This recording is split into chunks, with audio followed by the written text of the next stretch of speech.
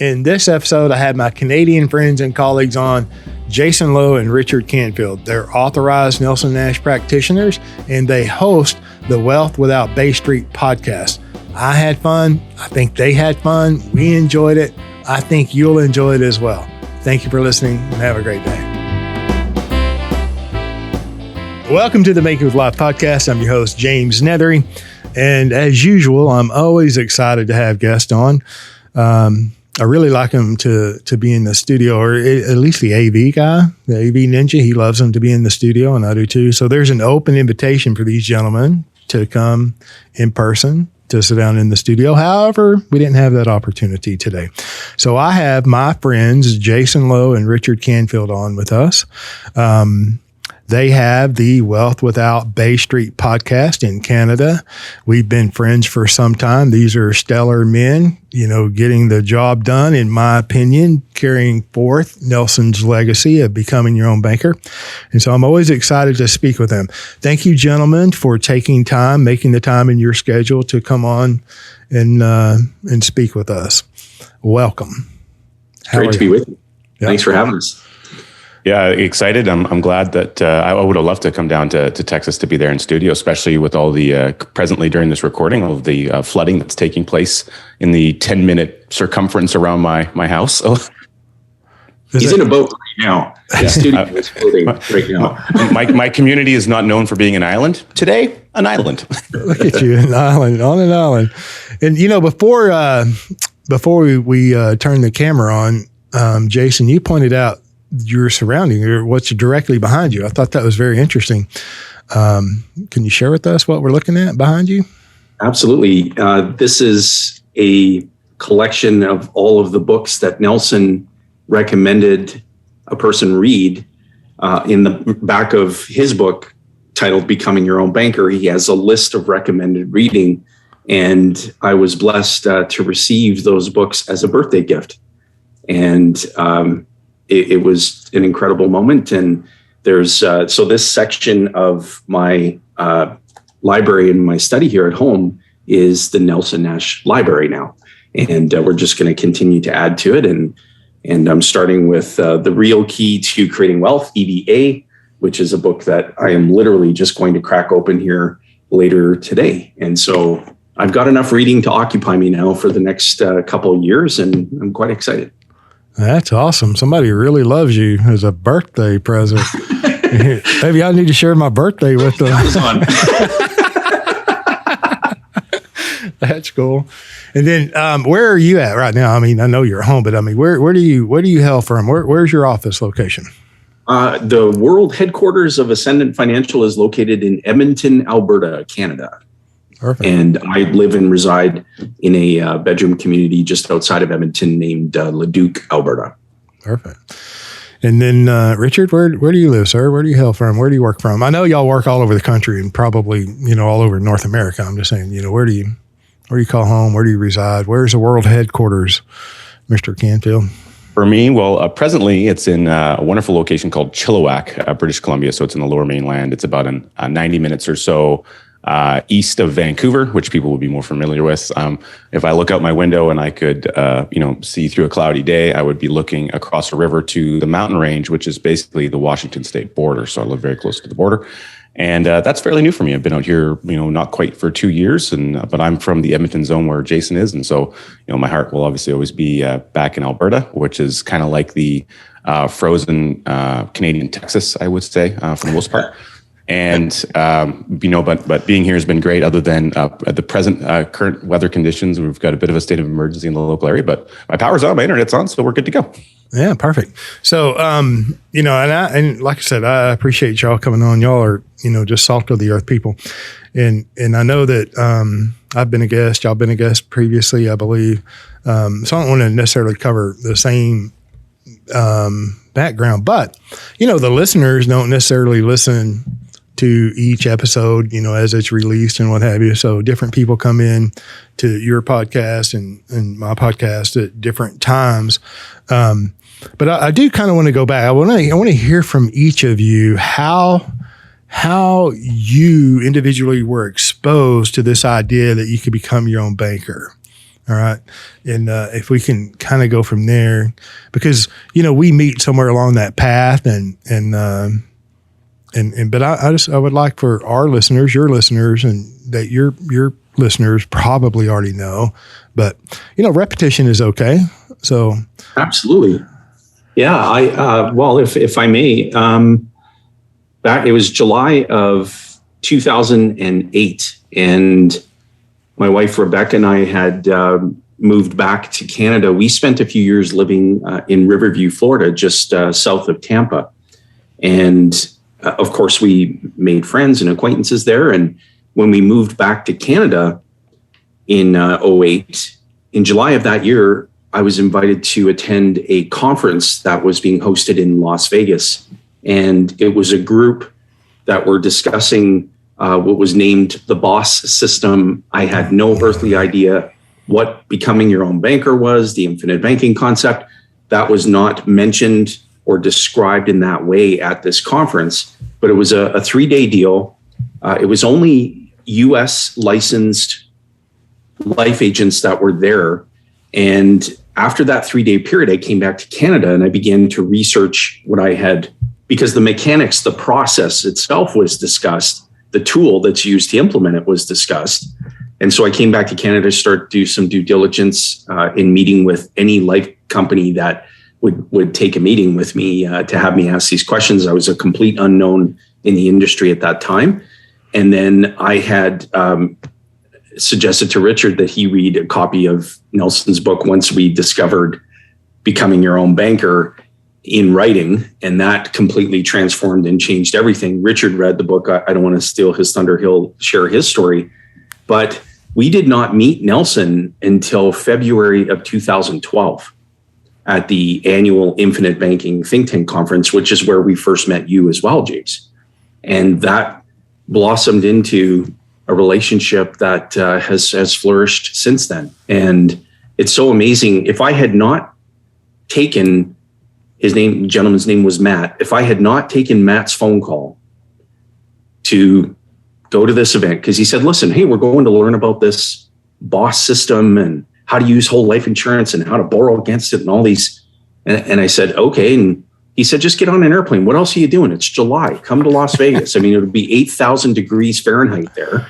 We'll spend the 3 days learning. And the worst case scenario is that you learn something and don't do anything with it. And I said, okay, well, I'll go. And everything changed. My whole life changed. And I was with a gentleman that I was in business with for a number of years. Him and I were 2 Canadians that were at this conference together. And we were both looking at each other throughout this event because he had been in the business for many years. And I was looking at him asking, is this true? Like, can you actually do this? And what is dividend paying whole life insurance? Like, what is that? And so, gosh, that brings back a lot of memories. I'll tell you, the time has sure flown by, but that's how I was exposed to the process. Cool. So you flew home and kept learning, and it took you to the Nelson Nash Institute or his website. Well, we found on the internet there was an event that was happening in Nashville. And so we had discovered, that people were congregating and actually talking about this message, and that it was, in fact, our Nelson Nash who developed it, pioneered it. And shortly after discovering that and attending the first think tank, I'll never forget meeting Nelson. And he, for the very first time, and he said, where are y'all from? And we said, we're up in Canada, from Edmonton. And we talked for a few minutes, and then he looked up at me and he says, I'm surprised y'all can speak American. I'll never forget that, ever, ever, ever. And when you feel a connection and you feel like it's a moment of serendipity, as Nelson would describe it, and everything just felt right. Everyone who we met, who we, nurtured relationships and had fellowship together, and it just felt right. And I couldn't imagine myself doing anything else. But if you had asked me in July of 2008, I would have thought that I would have been back in some corporate, matrixed organization, and that would have been my lot in life. But I couldn't imagine myself doing anything else. You could not compel me for any amount of money, for any amount of incentive to discontinue sharing Nelson's message. It won't happen. Right. Is that the year that y'all all came dressed in the hockey jerseys with the big Canadian maple leaf on there? That was 2014. I think that was the difference in every other year. We did hockey jerseys, we did football jerseys, but we did Canadian football jerseys, so no one knew what they were. Yeah, we didn't know what they were. Is it football or handball up there? No, wait, All right, Richard, how share with us how you got exposed to this idea. Well, it all kind of stems from Jayson. Jayson and I had been connected through a mutual contact, a real estate investor or mortgage broker contact. And, Jayson, after he attended that event, he had been planting subtle seeds as he tends to do, not in a Nelson, kind of in a Nelson-like fashion, you could say. And he'd been alluding to the fact that, hey, there's something coming. We're going to learn about this if we can do this thing. And it was very, non-descriptive because he was still in that learning process. But, the summary point is he said, hey, you got to go and order this book. And he pointed me to the website where to get the book. So I went and ordered my copy. This is the original copy of Becoming Your Own Banker. At the time, the exchange rate between US and Canada wasn't so friendly. And of course, when they're coming across the border, they take a lot longer and they get held up. So it took actually like the better part of a month for the book to actually land on my door. It didn't come through Amazon at the time.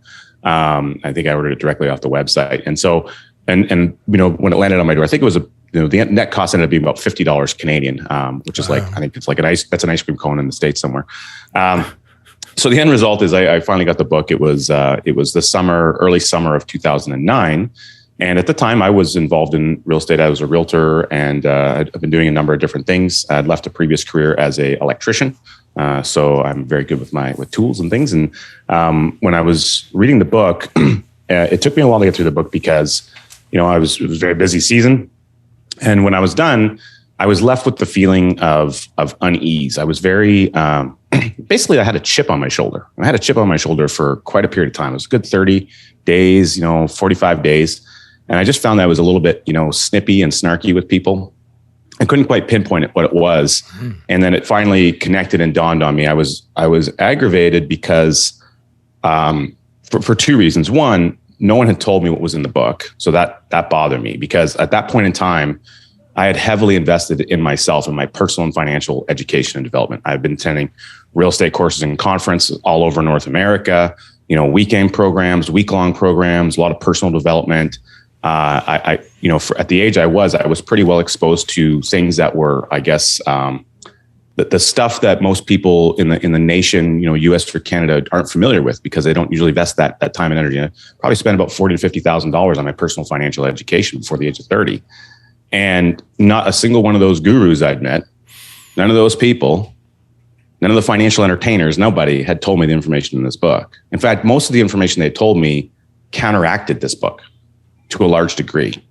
And when I read it, I knew immediately, intuitively, there was something here. My gut told me this is what I've been looking for my whole life. There's a book that you used to be able to get. It's a black book, and it's basically like a mortgage amortization, calculating book where you can flip through the rate tables. Yep. You know the one I'm talking about, James? Yep. And you could say you could pick a number and an amortization or a interest rate and an amortization. You could basically determine those payments just by flipping through this book. I bought that book for fun. And because I was just fascinated by mortgages and amortizations and like this racket, this banking racket. I was fascinated by it. And I'm like, one day I'm just going to be the lender. I'm going to lend money to people on mortgages. I didn't know when or how. I just knew I was going to do it. I found out a couple of ways to do that, but I had not known about it in this format.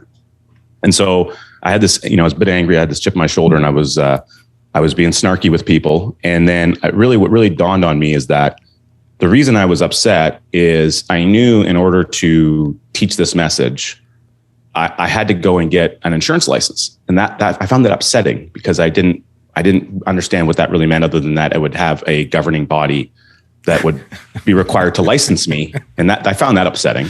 I'm sure some of your listeners will understand why that might be.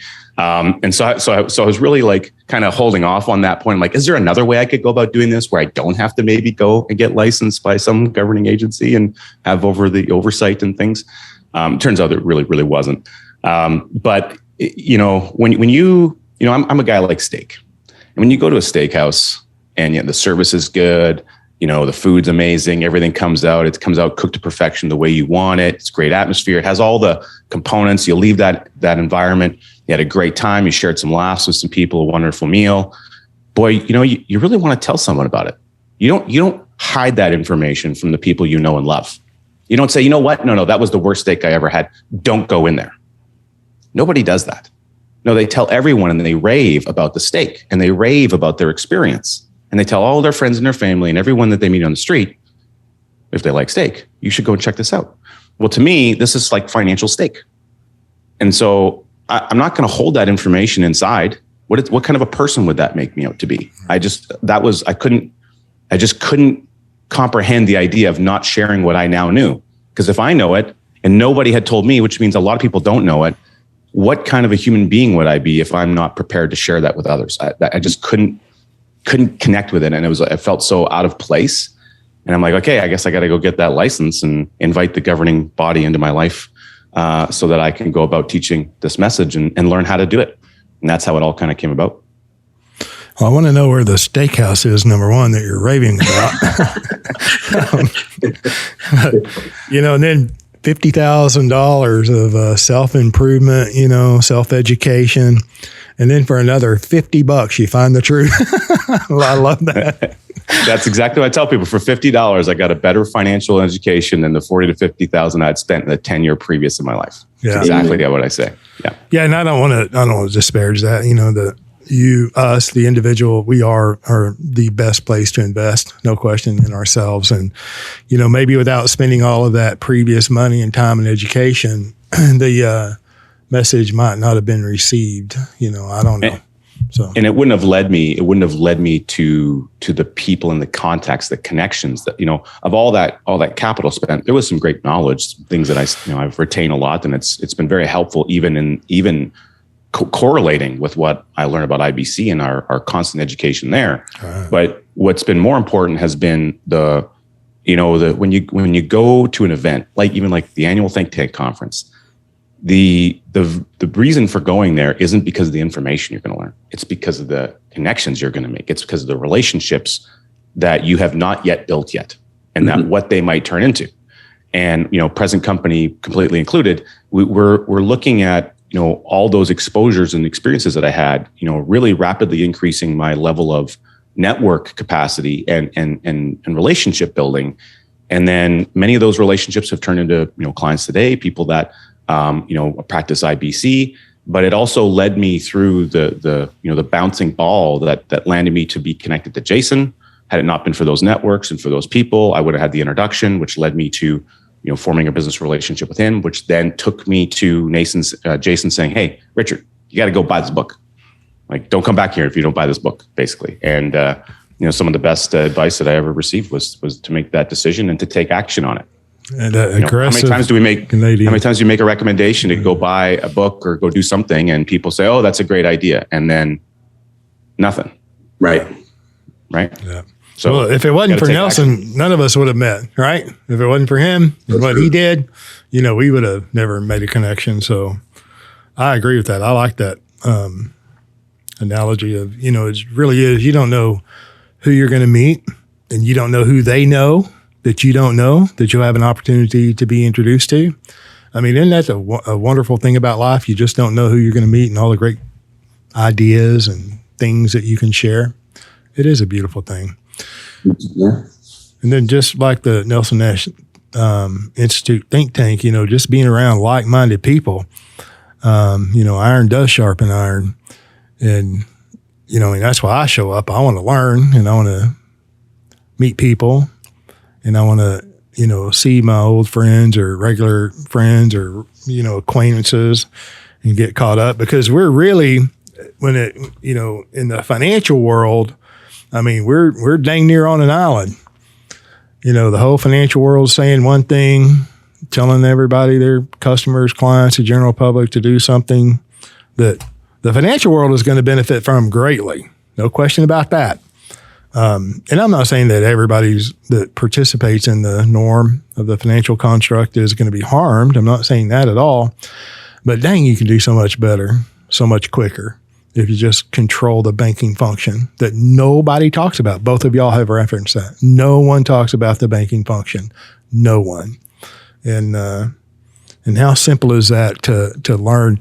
I think that if I go through the numbers, get a basic curriculum of required reading, and that investment behind you, Jayson, is incredible. There's no question about that. But to practice the infinite banking concept, I can spend $300 or $400 and get a firm, the content that would purchase, get a firm foundation on this concept. I don't have to spend $50,000. I don't have to spend 10 years, going to every event possible, which is okay to do all that.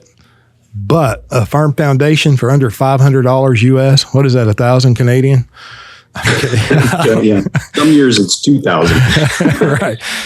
James, you're absolutely right, because the Nelson Nash seminar in and of itself, get your hands on a copy of Nelson Nash's book, watch his seminar. What a transformational experience that will be. We host quarterly group client coaching sessions. And in our most recent quarterly session, we screened the DVD. And people who had never had the opportunity to meet Nelson, the remarks, the comments, the feedback that people were sharing real time through this screening were everything that you would hear if Nelson were still with us to this day. Yeah. His ability to make connection with people and to help people to rethink their thinking and to open up their eyes to what he described as a whole new financial world is carrying on through that seminar. Yeah, and guys like you that host the quarterly event, right? Yeah. Yeah, no question. And I'll tell you, our smiles were right up to about here all day long as people were like, oh my goodness, he just captures my attention. I just want to keep watching. And people are typing, in the chat window as the screening is happening. And we did breakthrough sessions where we would stop and have a breakthrough session with the attendees to talk about what they were discovering, what they were learning. These are existing clients who have policies, who are in process, and they're rethinking their thinking. Their imagination is getting to work on how they can use this process and expand its use in their life. And it's all about what Nelson shared shortly prior to his passing. He said, this is all about the message, not the man. This is all about the message. Make sure that you're communicating the message. It's more caught than it is taught. Yep. And that's what we espouse all the time, over and over and over again. But in Canada, it's starting to, the language, the infinite banking concept, becoming your own banker, it's starting to, it's more commonplace now in circles where if we're invited to speak somewhere or we're introduced to a group of people, we ask now, how many have heard of the process of becoming your own banker, the infinite banking concept? And more hands are going up than ever before. Sure. That's a good thing. No, that's a great thing. Yeah, I completely agree about that. I agree with that. No question. And talking about the clients, existing clients, and the clients that are in process, listening to Nelson's 6.5 hour DVD series where he's talking live, I mean, that's invaluable. It's like it reinforces what you are beginning to understand or increasing your understanding, right? And it reinforces that, just because the whole world is not doing this doesn't mean you're wrong, right? And so I think it's vitally important. And two, to continue to learn, and there's no question that if you didn't have the opportunity, the listener didn't have the opportunity to meet Nelson and listen to him live, you're not going to have that opportunity on this side. So the next best thing is to listen to that 6.5 hour recording, right? And then the idea of learning is extremely important in our learning and our understanding. Our understanding continues to increase, and continued learning is required, because it's almost like we're all out here in an island. I ask my clients, how many people do you know that's paying the premium that you pay? And they're ashamed, to admit to other people, because they don't know any, number one, right? Or very few if they know any. And it's almost like you can't talk about it. I pay premium. I'm paying a high premium into life insurance, and you get berated. It's less now than it used to be, no question, 13 years ago, for you, Jayson, 12 respectively for Rich. I mean, there is a lot of difference. Between then and now. Oh yeah. In the very beginning, people like Rich, do you remember when we used to have we had a boardroom that was about the size of a garden shed. Yeah, you could fit some sardines in it. Oh gosh. And we would stuff and pack so many chairs and people in there, and people's eyes would light up when you were describing this process that nobody's told us this before. How could this even be possible? And we are still learning ourselves and still expanding our knowledge to this day. It just never, ever, ever ends. And James, I don't know if you know how big a role you've played in that, and the influence that you've had, not just on us, but on an incalculable number of people that are in this community. And that's just the truth. Even just looking at the Banking with Life, DVD and the videos that come from there. I mean, that project funded through policy loans. Which is a testament to really, I would say that's the impetus that probably planted some of the seed to be able to move forward into time and be able to create the Nelson Nash documentary film. Again, we've got the same man behind the camera and the production side of that with Jayson Rink, on production side. And so, and I remember when we were at our think tank, I believe it was in 2013 where we first launched that DVD and the production had been completed, it was available, and Jayson was there, and I think you'd invited him to kind of speak about the program, and that was the first time I had a chance to connect with him. Again, another relationship you wouldn't know, you never know who you're going to meet, and it's just led to so many wonderful conversations, experiences, memories, laughter, lifelong friendships, and it planted a seed to be able to lead that down years later to creating the Nelson Nash documentary film, which now, I'm not sure it was, but Jayson and I did an episode here recently where we were about 155,000 views, I think, on YouTube, whack of them on Facebook as well. It's been growing. It grew about 25,000 views over about a 4-month period of time. So, I'm watching the trajectory of this, and I'm just thinking, this is an underground, method. It's a grassroots method. Nelson's still here helping to channel and teach people this message and get people to connected, because one thing that Nelson was a master on was connection by speaking from the front, speaking on stage, and then the one-on-one conversations. He really vested in people. And when people watch that film, they have a chance to connect with that. They can see the essence of who he was as a human being. And they're like, wow, this man has impacted a lot of people. And I have people frequently, because one of the requirements I have is, look, you got to watch this film. Hey, you got to read this book. You got to watch this film. And when we debrief, or we talk about the message that they receive from Nelson, they talk a lot about, wow, I just wish I could have met him. I just wish I could have shaken his hand. I wish I could have given him a hug, or he's such an amazing guy. And so those connections help people understand that the information in his book, there's a lot more behind it. There's a man behind that information. It had to come out of his brain. Nelson said that he woke up from that surgery, that quadruple bypass heart surgery, and he heard that voice that says, "Boy, I planted something in that head bone of yours. You got to get to work." Right. And that's what Nelson did. And he worked all the way up until 88 revolutions around the sun, as he would say. So I think we're very blessed, the three of us and our colleagues, to be in a position where we get to share the information that we can, and we can do our best bet. All we can do is our best to channel what we think Nelson would have wanted out into the marketplace to help, extend his wisdom that he bestowed upon us, the seeds that he planted. And all we're doing is we're just trying to replant those seeds. Now we're looking for fertile soil, high fertile ground, and we're going to plant high quality seeds, and then we got to tend them. In other words, we got to watch out for what? Weeds.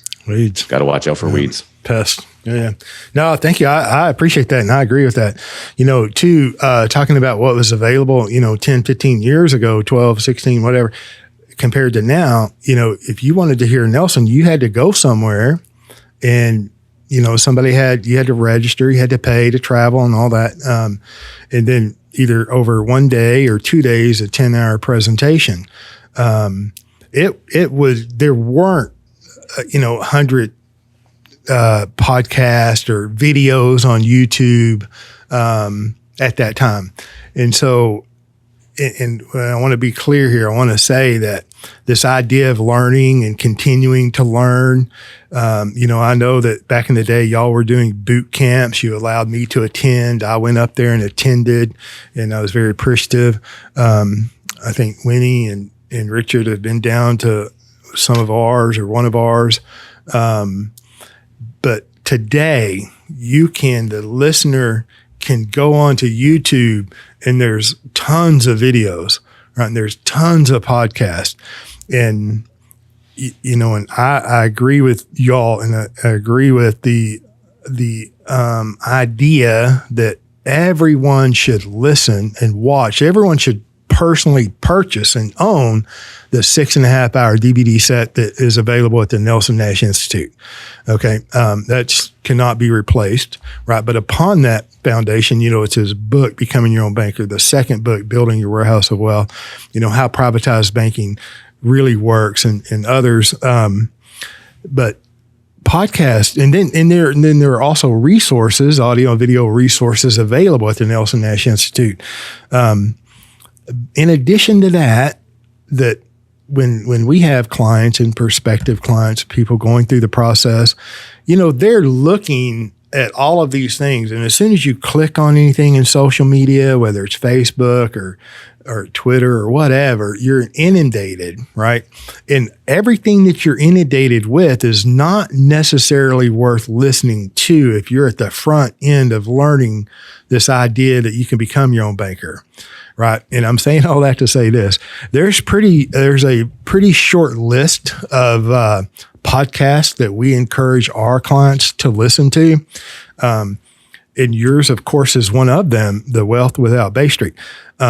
Because the idea of continuing to learn is so important, is so valid. And we have to be, reinforce what our thinking is. We need to be corrected if it's wrong. Right.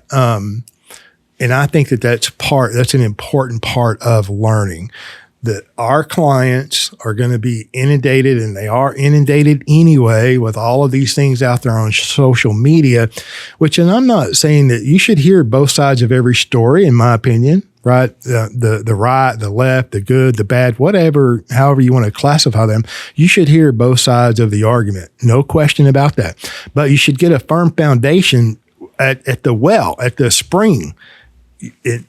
My opinion, you should, watch Nelson, read his work first, and then it will give the listener and the reader, if they read his books and watch that 6.5-hour DVD series where he's doing his live presentation, it will help you identify noise, in my opinion. So if you start there, by all means, take as much time as you want to go down every rabbit hole you wish to, but not before or in lieu of, or instead of listening to a 6.5-hour DVD or reading his books, and I'm just saying that part of this, and I agree, it's not men, it's a message, right? No question about that. But, y'all's podcast is great content. It's worthy to listen to. So, thank you. We appreciate you saying that, James. And I'd have to echo that, in the advisory space, everything that you just identified is amplified to a degree. And so, how often have you heard or spoke from, or had an advisor even reach out to you, or a prospective client, or someone who's already been doing this, and they happened across path that was taking them down an area where they thought they were getting IBC or whatever it was being billed at at that time, whatever label had been smashed over top of it. And now 2-3 years later, 4 years later, they're actually finally discovering Nelson, and they're getting his book, and now they're learning, or they watch they watch one of your podcasts, or they watch the Banking with Life, or they watch the documentary film, and they're like, oh, wait a second, is the thing that I have actually what Nelson would have wanted? And then they start reaching out to other people, and they're learning, wait a second, I was going down the track, but there was a little fork in the road, and these paths kind of diverted a little bit. And so they're now trying to figure out how they can shortcut, get themselves back on the other path. And I find that that's happening. People reach out, we see that. And so I think the work that you and Ryan are doing with your podcast and just in general, these efforts that we have and what the Nelson Nash Institute is doing is to try to help, we're trying to put some streetlights up on that path now. Mm-hmm. Right. The path is there. We're just trying to make sure, we're going to get our work suits on, and we're going to go and, pave it a little bit. We're going to go and make it an easier road to go down, I think, is part of what we're trying to do. And it's interesting. You mentioned, you kind of reflected back on, boot camps and things that we don't have, maybe not doing today and still in, COVID related times, but, reading Nelson's book, in the very first sentence of the book, he says, this is the workbook for a 10-hour seminar. Mm-hmm. Now, I read this book many times, and for whatever reason, I just wasn't paying attention to that for a long period. Not until basically we went and saw Nelson for our very first 10-hour seminar. And that was in 2012. But yet for 2.5 years, we were to a degree just kind of beating our head up against the wall, trying to do what we thought we could do with the source material being the book and some other ancillary things. We had Dwayne Burnell's books, which were good, and a variety of things. And what we were realizing is that we were trying to teach this in 90-minute and 2-hour sessions. And it wasn't working so well. We got a lot of interest, but we weren't doing a lot of business. People weren't grabbing the rest. And then you'd sit with them, and they'd have a million questions, and those questions could take 8 hours to answer. And so it led us down the path of, what we really need to do? We need to create a course. So we created a course, which coincidentally was about an 8 to 10 hour seminar. And we did it. Get this, James. The way we originally designed it was to be done over 4 Saturdays. Mm-hmm. And then, of course, it's hard to get people to commit to 4 Saturdays in a row. So that's pretty difficult. We learned that lesson. And it's kind of like Nelson's story about Monday. You wanted to do it on Monday night because you wanted to compete with Monday Night Football. If someone's going to prioritize Monday Night Football over their financial education, he doesn't want them there anyway. And so then we switched it up, and we went to like 4 evening sessions, and we tried that a number of times. And we did that for a year before we're like, let's try and do this on a Friday evening and a Saturday, all day Saturday. And that's what we ended up creating, which was basically a 10-hour seminar. And that was before we met Nelson. Yeah. And then we went to Nelson's 10-hour seminar. It was like, oh, well, we're already doing this. We did everything that he did. We made it in a shorter time frame because we had resources or whatever at the time. But what we realized is the content that we've gotten at the seminar is working. That's good. But we need to go back to the source material, and we need to change slides. We need to fix things up. We need to make sure that one thing that we weren't doing well is we were not clearly and identifying and promoting and just giving the source material to the people. We weren't saying, look, you need to get this book. You need to buy this book. And so the very first time we met Nelson, I remember, I'm sure it was the very first break, probably, Jay, we were sitting at the front row. There was maybe 50 or 60 people in the room. This is in Birmingham. And we're just like, it was like we got a new hard drive dropped in our head. And he says, I know what we need to do. Like we've been doing it wrong. We're not selling the book. So now all we need to do is we just need to get people to the room and just sell them the book. Yeah. And it's, and let the book do the work. Let Nelson do the work. And it's not that we're lazy and we don't want to do the work ourselves. It's that we can only do our version of it. We can never do Nelson's version of it. We need to let Nelson do Nelson's version of it and get out of the way. Amen. And then help people understand what Nelson was doing.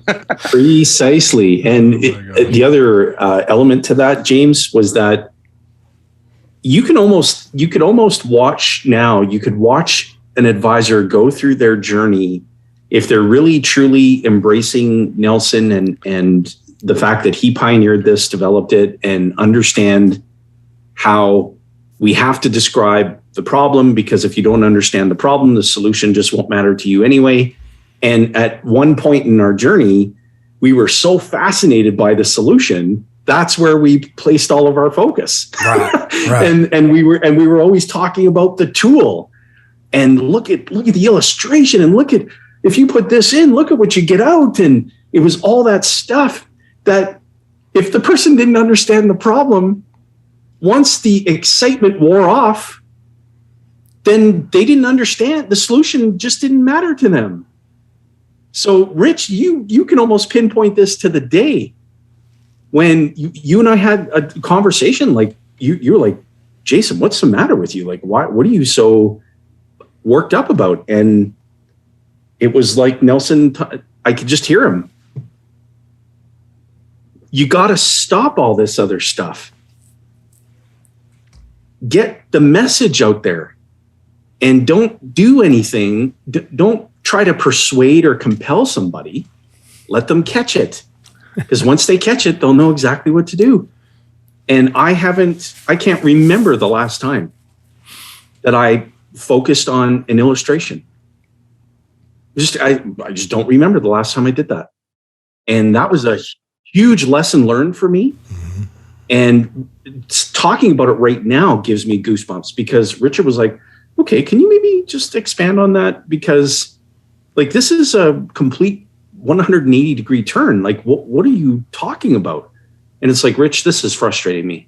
And I'm just not doing it anymore.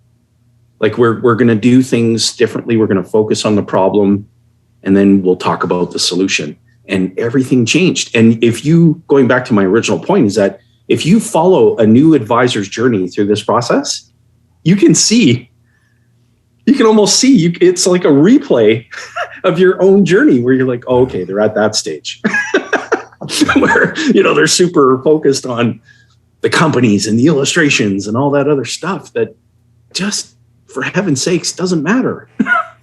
It just kind of like AA, but for the financial industry. They got to go through the 12 steps to recovery. You mean we need a detox? Right? The financial industry needs to detox for sure. But James, I think you can relate. Like we've seen it so many times, and Richard's right. It's almost like that, because we all get together as a group and go, "Oh gosh, remember when we used to do that?" And I can relate to that. And a couple of years ago, I think last 12, 18 months, our friend and colleague, Gina Wells, y'all know her very well. Oh yeah. This comes from her, right? She had, I don't know if I read it in a post or where she said it. She said it somewhere. She said, if you have to drag them in, you're going to have to drag them around. And it, I think, came from one of her mentors in the financial world. And it is so true. And I heard that. Of course, I already knew it intuitively. I'd never verbalized it.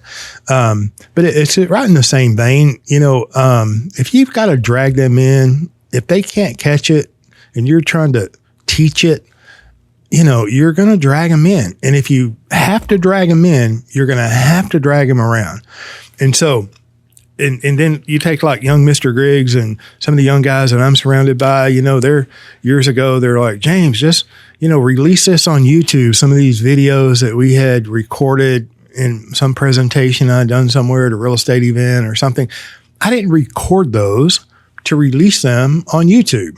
I recorded those for our clients and for posterity and to improve. I want to be a better version of me. I believe that, we all have an opportunity to improve. So, but these young guys are just like, just put it out there for free. You don't have to have a ClickFunnels or Tripwire or a Lowe offer.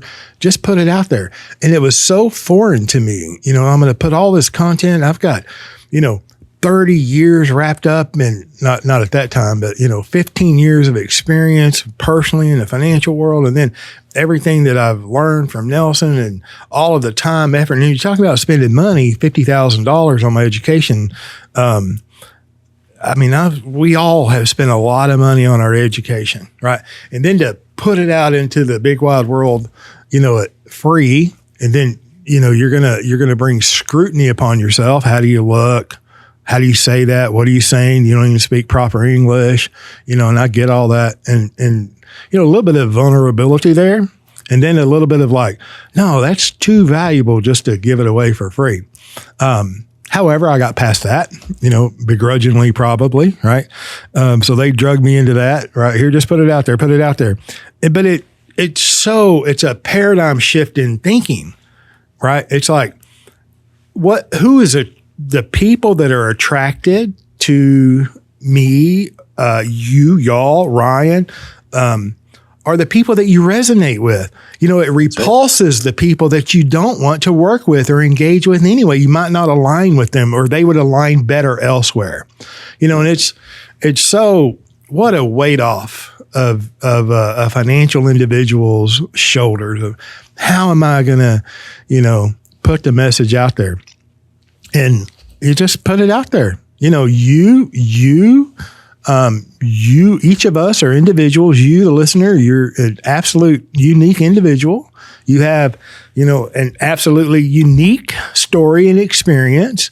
And you'd be surprised who wants to hear that.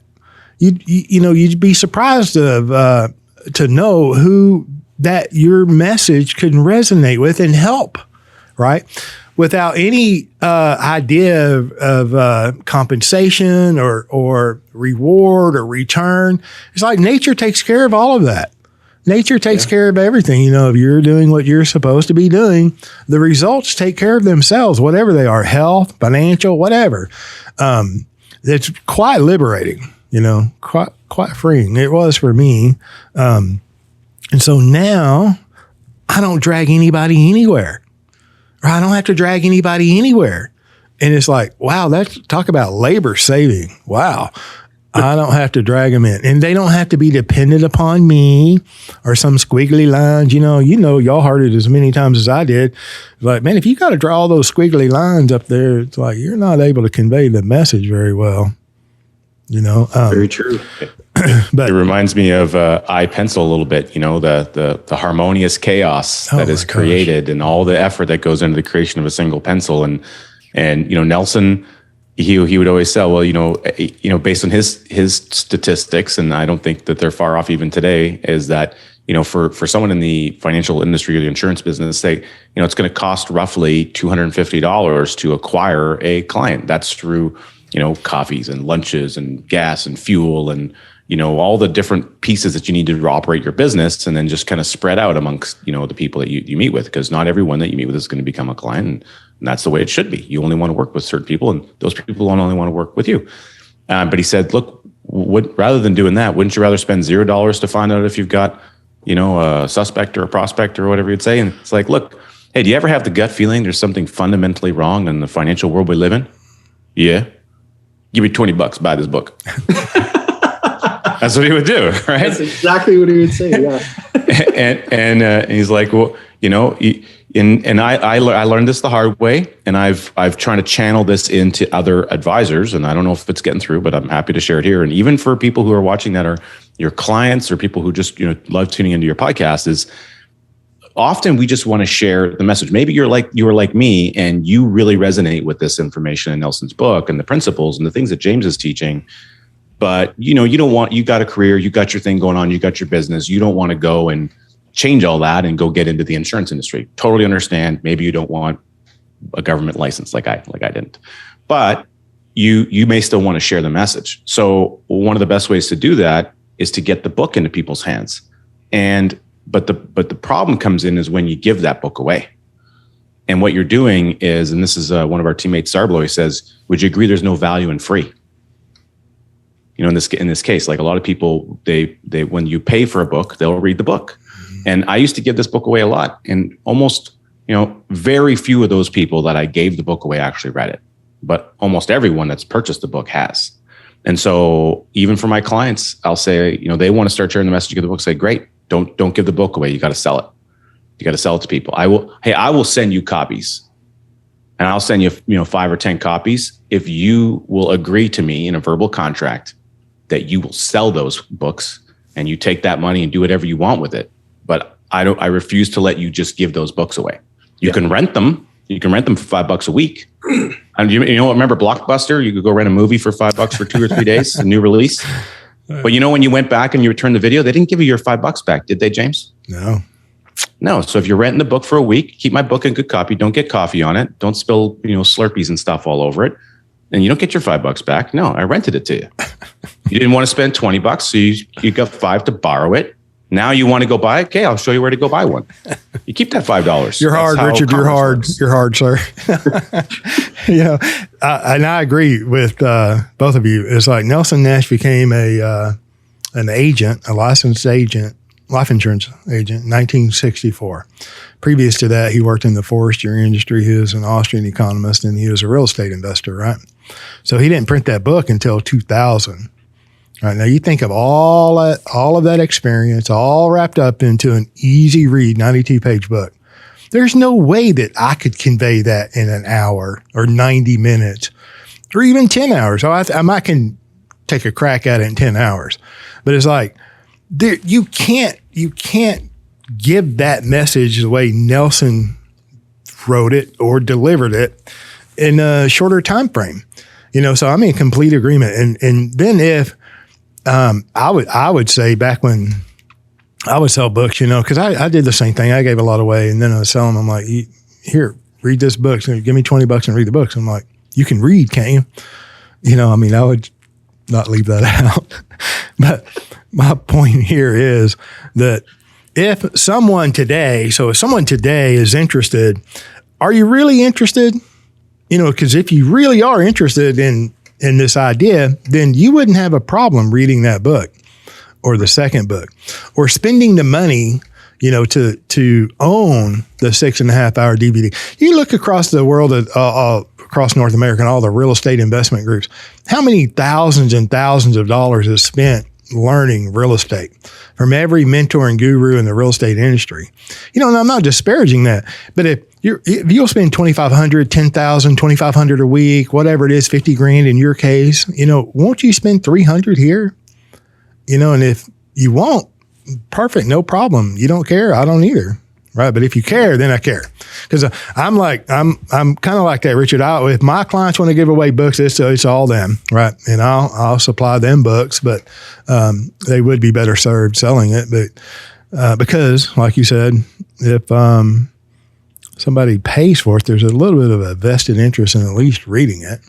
And then some skin in the game. Yeah, I'm sure y'all are aware that Nelson's Becoming Your Own Banker is now available on Audible, right? Mm-hmm. Yep. Perfect.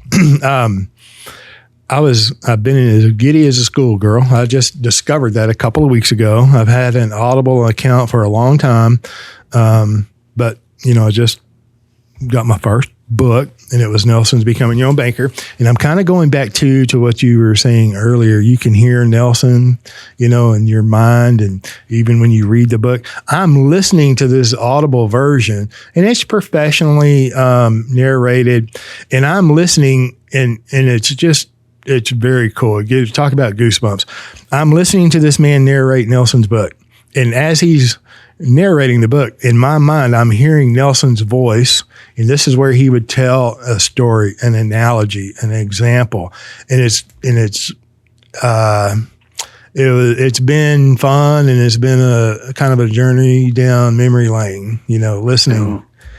But absolutely, yeah, and it's easy to hear Nelson when you're listening to the fellow who's narrating the book because he's just so robotic when he's talking, and it's very easy to replace that with Nelson's voice. No, and I'm appreciative that work is available, but it makes me dearly miss hearing Nelson's voice. I can still hear his voice in my mind, but interesting that you brought that up, and you reflected back on that the book was written in 2000, and so something you said sparked with me, James, because I flipped to page 71 and 72 of Nelson's book, which is an even distribution of age classes. And so we talked about Nelson being, 1964, got into the insurance business from the forestry business. Well, a lot of the lessons and experiences of the forestry mindset, long-term planning, all those things are infused into the book, into the message, into the content.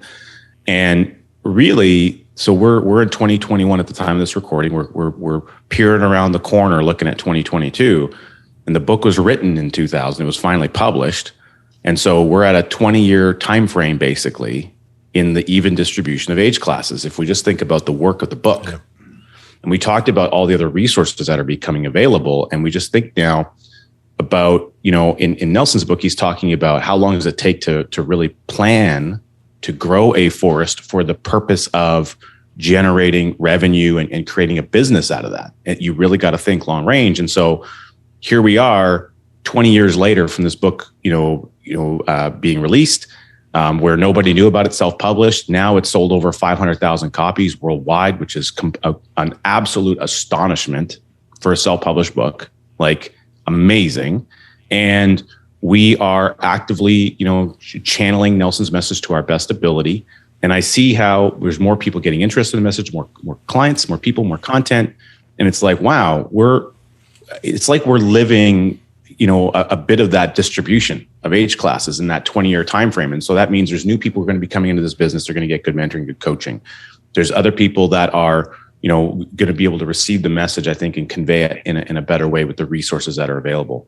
And we're able to shortchange maybe some of these, faceplant, methods. If everyone's watched Looney Tunes, when, Sammy Sam steps on the rake or whatever, and it smokes him in the face, that sort of thing. We're able to replace some of those components that people would bump into, and they get started in this industry, in the business. They want to teach Nelson's message because they can learn vicariously through our experience, and they have the leverageable resources of good content, including all the stuff that Nelson has and the Nelson Nash Institute is providing, the Larry Murphy Report and all the greatest hits and all these works that people now can leverage to be able to get the message out quicker, faster, in a more digestible format. And I'm just really excited about the trees that we're planting today. Mm-hmm. I agree completely. And, it's because of people like y'all, in my opinion, and, Greg's, our work, my work, his work, he does a lot of writing on Medium. And there's men all across the country, the U.S. and Canada. So, and it's kind of like, I was talking about it the other day that, you mentioned iPencil. Leonard E. Reed wrote a lesson in economics based on a number 2 pencil. It's incredible. That little essay and the amount of lives that it has touched across the world of economics, right? And you look at, he mentored Nelson, right? That was Nelson Nash's mentor.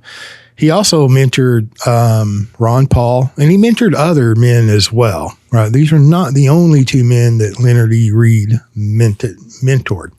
But if you look at what Nelson has done in the financial world, right? He mentored y'all, he mentored me, he mentored many others. And then you look at what Ron Paul has done in the political world and the ideas of, government and freedom and economics. I mean, the touch that Leonard E. Reed has, talk about an even distribution of age, classes. I mean, that man's been gone. I mean, I think he graduated in the 80s, right? And you can see the same thing, kind of like what you'd mentioned earlier, Jayson, when you can see the evolution of a new practitioner and their kind of expansion of their mind. There truly is a movement, there truly is an expansion that has gone beyond, Leonard E. Reed, beyond Fee, beyond Mises, beyond Nelson Nash, beyond us and our families, beyond our clients, and it's going to continue. And to have a little piece of that, has got to make you feel good on the inside. Absolutely. So, all day long.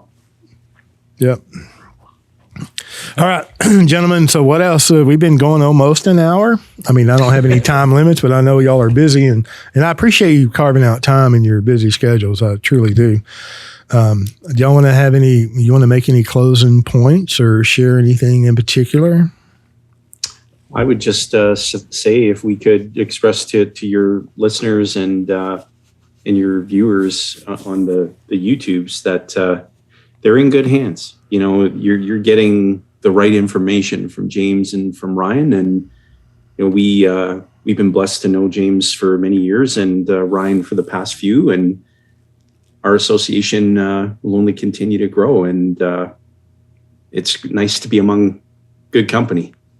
I appreciate that. And likewise, I mean, I appreciate y'all individually and collectively, what y'all do. And, it's been a pleasure to watch y'all's practice expand across Canada. I think the last time I was at a think tank was not last year. It was not live because of COVID and Snowvid and all that. But, you mentioned Sarblo, and I don't know all of their names. I recognize them, but, y'all have got quite a team growing up there. And it's, like I said, it's been a pleasure. And I agree that, your clients and prospective clients are in good hands. And I encourage people to listen to y'all's podcast. So I appreciate that. It's like a love fest going on here, right? I'm just saying. Hey, you know what? I think if people, it's much like Nelson said about his mentor. If people could really understand what a pure joy it was, he mentioned that in the documentary film, and we express to people, advisors who reach out and talk to us, and they're inquiring about the Nelson Nash Institute, or perhaps they don't even know about it. And we express, if they only knew what a pure joy it is to be surrounded by so many wonderful, like-minded people. Yeah. It's the relationships. And, we coin your phrase often, James, when you say that iron sharpens iron. And that is evidenced by all of these amazing relationships and how we've all grown and we continue to learn together. And boy, if that's a love fest, keep me signed up. I don't want to go anywhere. All right. Coincidentally, I used the iron sharpens iron on a 2-hour phone call I had recently with an underwriter, which was surprisingly quite pleasant. We had a great conversation. Rich loves to talk to underwriters. 2 hours with an underwriter. What's wrong with you, young man? Well, it started off about certain cases, but it led to problem solving about how we could streamline cases, and IBC specifically, she was inquisitive, being very inquisitive about getting more understanding so that she could see the cases differently as they came through. And so I invested the time because it felt appropriate for the bigger picture of what we're doing. And also it was a lot of fun. It's actually a really good conversation. And so, we mentioned iron sharpens iron. She really gravitated that. She liked that a lot. And I think that, one thing I would like to share with people is, for your listeners, you never know which episode is your first episode. This could be your first exposure to James, the Bank of Life. Who knows? And so if you don't yet own a copy of Becoming Your Own Banker, please reach out to James and get one. Make sure you get a copy in your hand somehow. Read it. If you have not watched the documentary film, This is Nelson Nash, watch it. Spend 1 hour of your life vesting in you. And if you have a spouse, you should be watching that with your spouse. Often there's one person who's wants to look at the math and the numbers and handles a lot of the big financial decisions in the household, but they still got to run it by the boss, who doesn't maybe run all that stuff, but has the veto power to say, no, we're not doing that. We know you're talking about our wives. Thank God. So get your favorite beverage, if it's Coca-Cola or a glass of Merlot or whatever it is, and get some popcorn. Spend 60 minutes and spend that time with Nelson and learn from him directly. Write down some questions and just check in and say, honestly, how do you feel about that when it's all said and done? Is this something you want to gravitate to? Do you both feel like this is a path that you could go down together where you're going to invest in some learning? Maybe one of you is going to do more learning than the other. That's fine. But let Nelson convince your wife or convince your spouse that this might be a path that you guys could take on financially. And it's such an incredible video. And then additionally, I would say for many of your listeners who are your existing clients, people that have been with you for quite a while, James, they've been impacted by Nelson, and they can feel that. They know that intuitively. If you're listening to this, you know that that's you. I'm speaking to you. Make sure that you share what Nelson's message has done for you. Now, a great way you can do that is you can go to dayofnelson.com. It's just a tribute site all about celebrating the life of Nelson Nash. And you can leave a comment and you can just say, Nelson impacted my family in this way. Here's how I feel about what Nelson's work has done for me and what it's changed our family for. And you can put a picture up there of you and Nelson or whatever, if you have one of those, or a picture of you holding Nelson's book. Now I've got pictures of people holding Nelson's book at Stonehenge, at the Great Wall of China. Yep.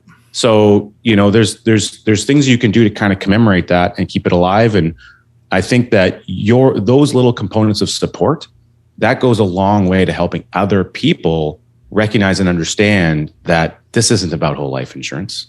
This is about a way of living. It is about a way of doing things in your life. It's a lifestyle that you can incorporate. And it's something that is not only financially beneficial for you, it's emotionally beneficial for you. It's liberating. I don't know anyone who, when they get a little bit of liberation in their life, isn't happy about that. Why not add some to yours? Well said, young man. Well said. Okay, then, gentlemen, we'll wrap it up here. Thank you very much. I genuinely appreciate y'all. Appreciate knowing you, being friends with you, being colleagues, and our endeavors to advance this idea that you can become your own banker. So thank you. Until next time, I appreciate y'all. Good to be with you. James. Thank you for having us, James.